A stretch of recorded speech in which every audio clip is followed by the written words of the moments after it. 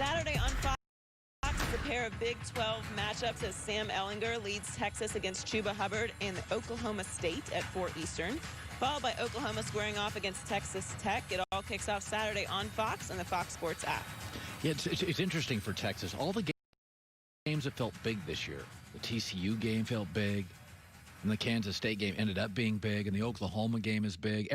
Just something about, and I've said this before, Texas is one of the few college programs, even when they're not great, there's just tension around them. Like, if they're not great, you know they're going to fire their coach really quick. Right? Like they're just something about, because Texas is a big dog, but their winning has been more sporadic than other legendary programs. So, you lose this game this weekend, Tom Herman's going to lose a lot of people in that building. There's no getting past that. By the way, TommyJohn.com, save 15% right now site-wide. Best pair you'll ever wear. It's free guarantee. I wear it now. 15%, TommyJohn.com/herd. Chris Sims, NFL analyst for NBC, played 8 years in the NFL, former Patriots coaching assistant. He is now joining me live on the East Coast. It's interesting, and we've talked about this, that the quarterback play now, these Justin Herberts and these Burrows, they're just so darn good that it does make you get very impatient with your older quarterback. You look at a Matt Ryan and Matt Stafford, and you're like, hey, look at Justin Herbert. And it's very interesting. I watched Atlanta win last night, and I thought, boy, that's a bad win. Now they're going to be just good enough to not get a good pick. Could you make the argument, as the NFL is changing and quarterbacks that can move the pocket are vital now, they're winning, that maybe Matt Ryan is not the future of Atlanta? Trade him, sell picks by Tuesday, and start over. Viable? I don't think it's crazy. I don't. With the state of their franchise, where they're at. The problem with the Atlanta Falcons the last few years is they're very top heavy. The majority of their salary cap is invested into 4, 5, 6 players across the roster. And we've seen that when they get injured or lose a few guys, their season and their team falls apart. This is the 3rd year in a row we've kind of seen that. So, yeah, Colin, I think it's a very interesting point. We're seeing young guys are ready to come into the league, ready to play, handle all the situations, everything like that. We're seeing more and more really talented franchise-type quarterbacks in the draft year after year, where we go, there's 3 or 4 of them every year, to where I would think, if I was a GM, about, maybe the future of football is you pull the cord on some of these franchise quarterbacks a little earlier than we would have in the past. Yeah. Not be, stuck with these $30 million+ a year type contracts, and go, hey, we'll find a young, cheaper option and do the Seattle Russell Wilson model, right? Young quarterback, rookie contract, build the rest of the football team. And that's where they became relevant. And we've seen a number of teams that have been successful with these rookie quarterback contracts here as of late, which would make me think twice, too, as a GM. So now you're close to the Connecticut area. I love Sam Darnold, and I do think he deserves a second chance. I just think it's with a second franchise. Let's say they're bad. Darnold plays sporadically. They don't have anything to work with. He loses. Trevor Lawrence is out there. You read all the New York stuff. You hear it. I wonder if there's some sort of pressure to take Trevor Lawrence, or do you take all the picks you could get for him? What would you do if you ran the Jets? Ooh, it's a tough one. Now, they're a team that, yes, it's more than just one player. I'm with you, Colin. I'll say this. You can win football games with Sam Darnold. Listen, when there's a whole lot of crap around you all the time, sometimes you're going to look like crap. You're going to get some crap on your arm. I don't know what anyone to say it. He's not Superman. He's not God. You got to have a line, offensive line, a running game, some receivers. I don't care who you are at quarterback. Sometimes we forget that Patrick Mahomes got drafted to the number 2 team in the AFC, right? He got Tyreek Hill, Kelsey, Sammy Watkins right off the bat. As awesome as he is, even a guy like that needs a little help. So I am one that would take the route of let's build the football team.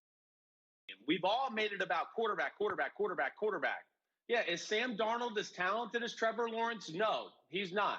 But I still think he can win football games, certainly. And that is the big question up here. And I understand it, Colin, too, about the pressure with Trevor Lawrence. He's extremely talented. You don't want to be that franchise that passes him up and all of a sudden he's the next big thing. He's the next Tom Brady, Aaron Rodgers.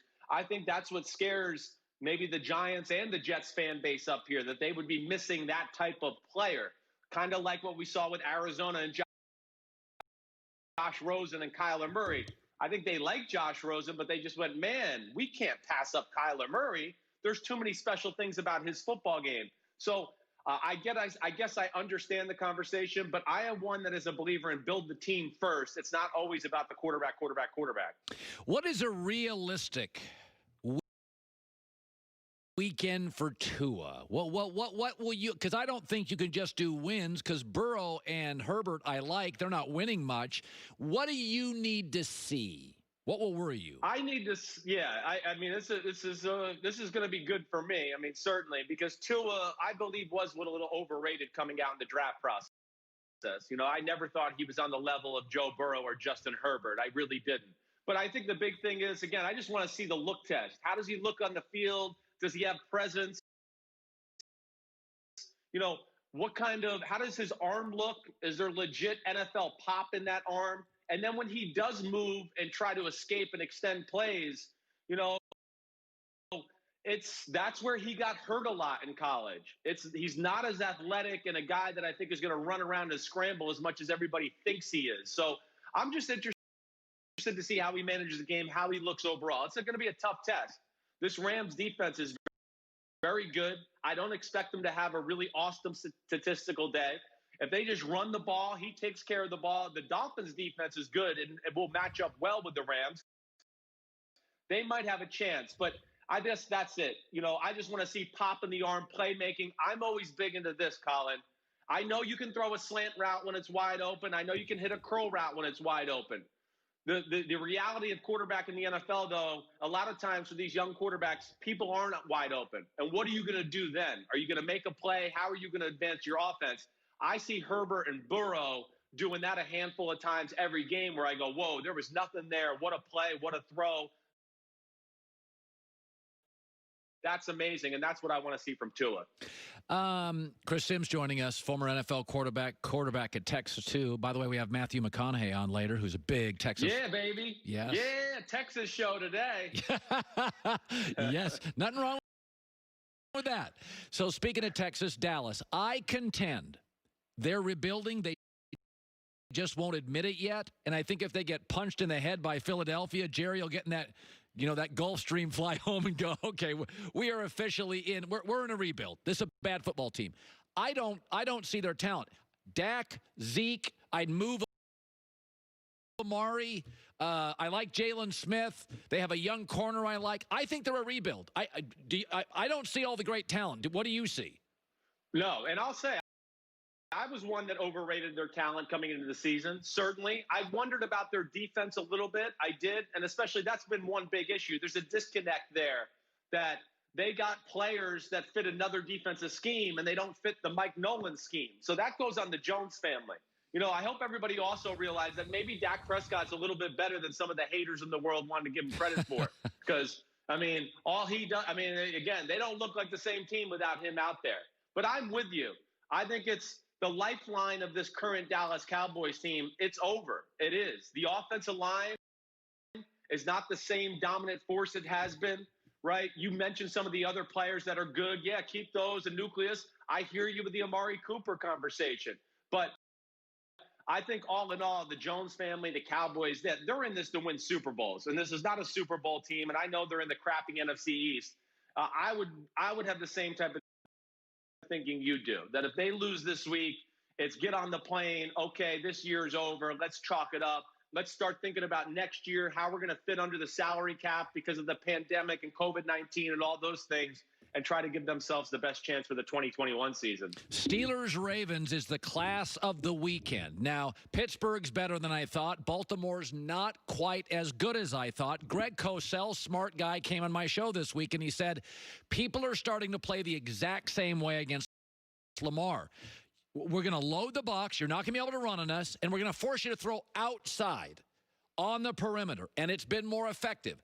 So what are you going to look for in Lamar? So now he's been successful. People have spotted a weakness. They're presenting him with a challenge to beat that weakness. Can he? Yeah, I mean, that's the million-dollar question with the Ravens. He's had some games this year, Colin, where he throws the ball at a top-notch level to where I go, man, he's got it. Great throw. He's got great control of the football, timing, accuracy, putting the ball in the appropriate places. But there was a few games, like the Chiefs game, where you go, man, I thought we were over this. That throw, that's kind of underwhelming. The Chiefs kind of put that blueprint out there. They called the bluff of the Baltimore Ravens. They played some defenses. They were like, really? You want to try to run the ball into this defense? We got 9 people at the line of scrimmage. We're daring you to throw it. And Baltimore didn't do that early on in that game. And I think that's emboldened a lot of teams to play him that way. I mean, that's really what I want to see, Colin. There's no magic thing. It's just, can he carry the team when they can't bully people in the run game? And I don't mean carry it, but I mean carry it through the pass game. Can he be surgical? Do they have enough pass game creative schematics, too, to help him out that way? Their run game is very creative. The pass game at times can be a little bland to where I go, yeah, I know Lamar could throw it a little bit better, but you're not exactly like giving him great schematical advantages that way. Pittsburgh plays a lot of zone defenses. They don't play man. They're going to be worried about that run game. I think Pittsburgh will be able to slow that run game. Now, can Lamar diagnose these zone defenses and pick it apart with good precision and timing throws and all those things? I don't know. I don't know what to expect.